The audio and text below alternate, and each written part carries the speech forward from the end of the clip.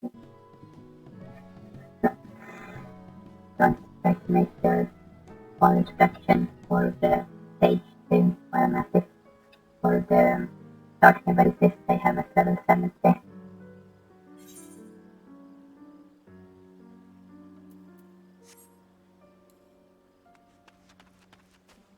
I guess I will start off with the free stance and victory poses. I always like to do that when I get new classes.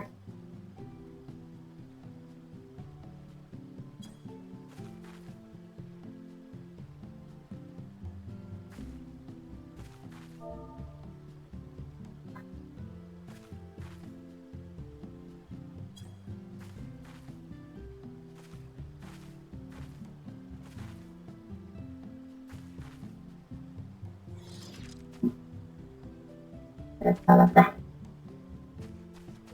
Okay, so let's borrow someone's target dummy again. So I think I will make a brief explanation of what multiple abilities does. So I have to explain the regular roll action and all that. I can't really show off the race either. It doesn't have any volunteers. We can start with the bar, so this bar here on the right, it's the top. You have the adders, growl as they're called. But they're pretty often they're used for these 4 abilities.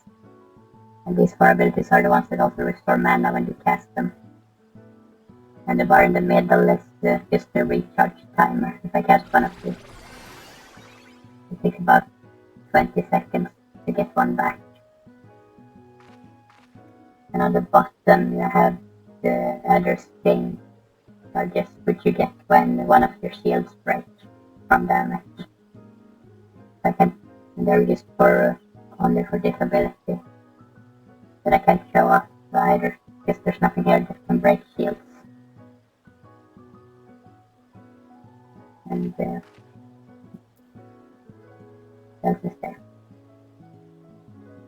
But this one is one you should always start with focusing on. Whoever has this buff will get healed when you deal damage. So Cardion is the buff they will get. And Cardio is just showing that you have it active. And whichever one has the other buff will receive heals when you deal damage. So since there's only a few damaging spells, I think I will start with them. The Diagnosis is the regular single target damage ability for the healers. And Gracia is the AoE version.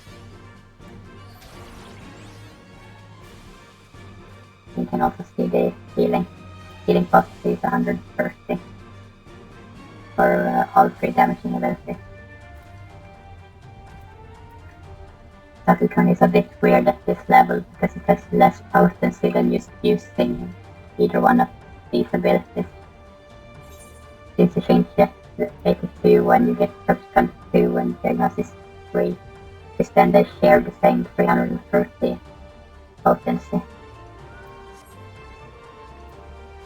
We also have the Icarus Gap Closer that we know I'll talk about.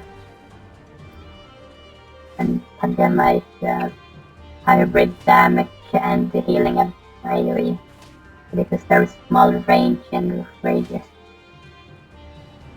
And it's off the globe. I think it's off the globe. Apparently not. This is 2 charges.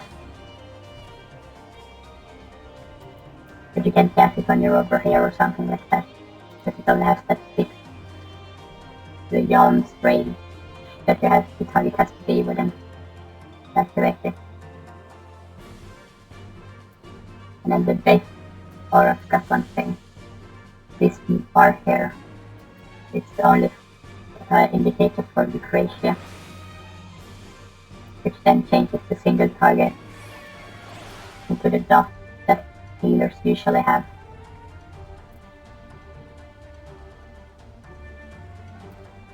Then going into the healing abilities, you don't have the Cure 1 and Cure 2 and things like that. you only have diagnosis with a single target, and prognosis with this AoE. Worth noting now too that diagnosis it has less potency than a pure one. And when you use Eucratia on either of these, they will turn into the shield variant, which has even less pure potency, but they get a shield effect.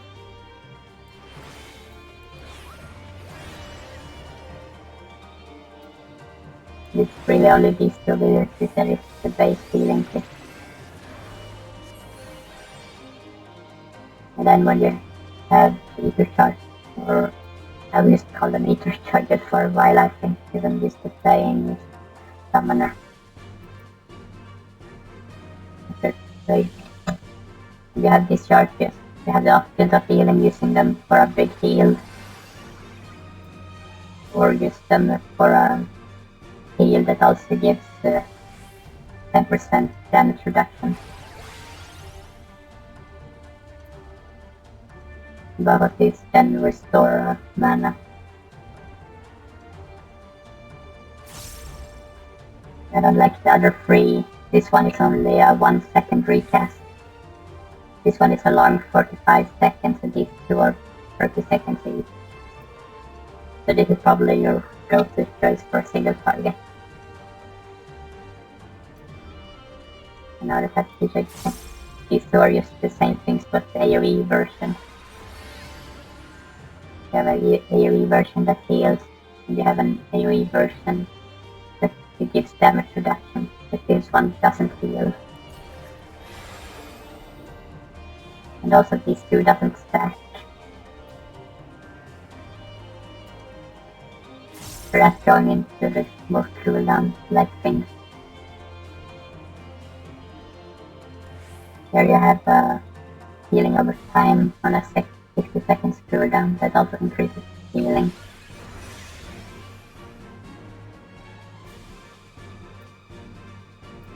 And then you have the Stow, which increases the next potency post-pressure healing spell by 50%. Ideally you would want to use it with something like this and not do regular healing abilities. And Steteria is just for damage phases, just to increases the healing from your Guardian when you deal damage.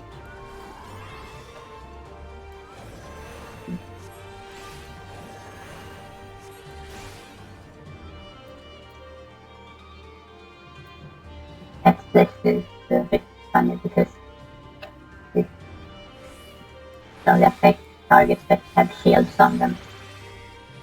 And then it eats up the shields and gives a big heal. And it only affects shielded targets, doesn't heal anyone else.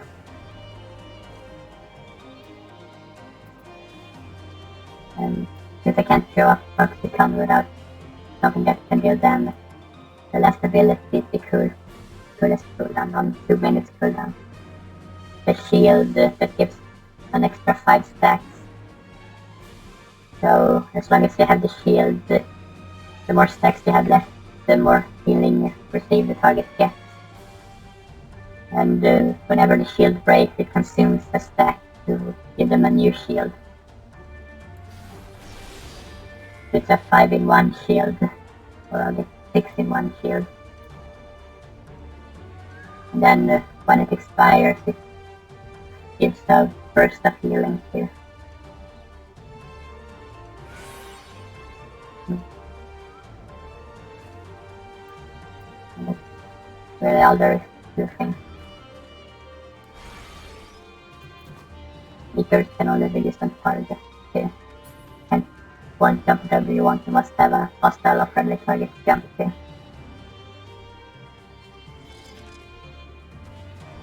I think that's about it.